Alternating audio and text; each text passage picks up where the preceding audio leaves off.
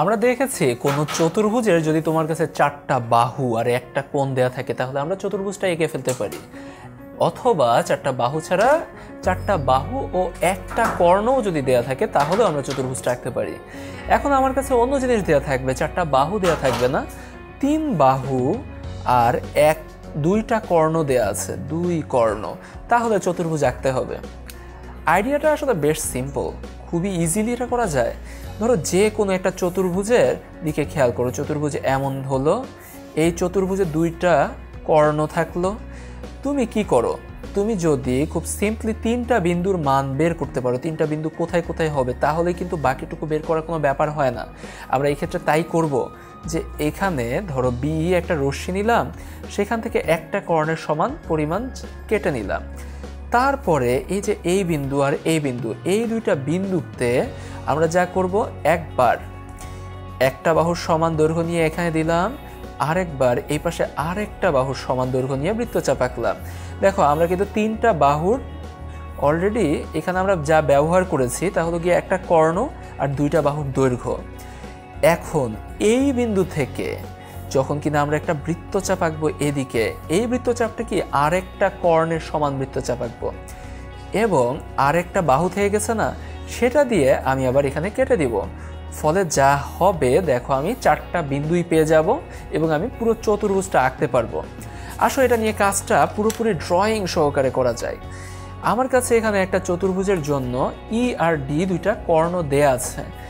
এটার ভেতরে আমরা প্রথমত যেটা করব, ই কর্ণটা ব্যবহার করব। ধরো বিই একটা রশ্মি নিলাম, সেই বি রশ্মি থেকে আমরা বিডি এর ই এর সমান করে একটা বিডি অংশ কেটে নিব, একটা কর্ণ, ওখানে যেমন প্রথম তোমাকে দেখিয়েছিলাম সেটার মতো।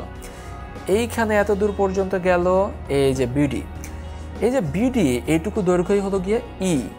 এখন বি আর ডি বিন্দুতে, বি ও ডি বিন্দুকে কেন্দ্র করে আমি দুটো বৃত্তচাপ আঁকবো।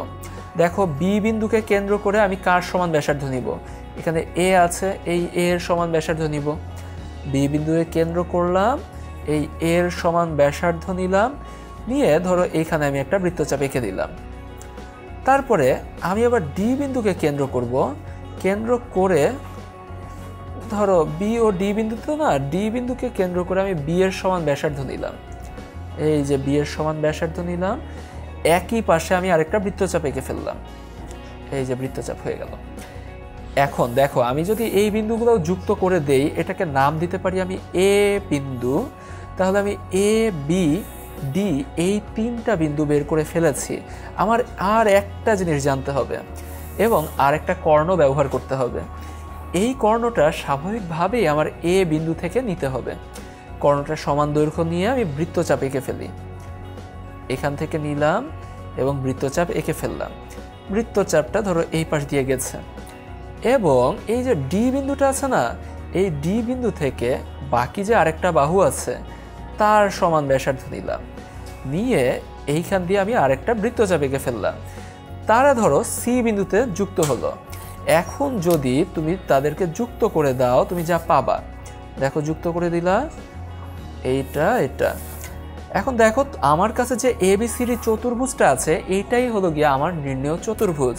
কারণ এখান থেকে এখানে যে বৃত্তচাপটা এঁকেছিলাম সেটা হলো গিয়ে আমার আর একটা কর্ণ, আর এই যে ই কর্ণটা সেটা তো ব্যবহার করাই হয়েছে। তারপরে এই বাহু, এই বাহু, এই বাহু, তিনটা বাহুই আমরা ব্যবহার করেছি আমার কাছে দেয়া যে তিনটা বাহু ছিল তাদেরকে দিয়ে।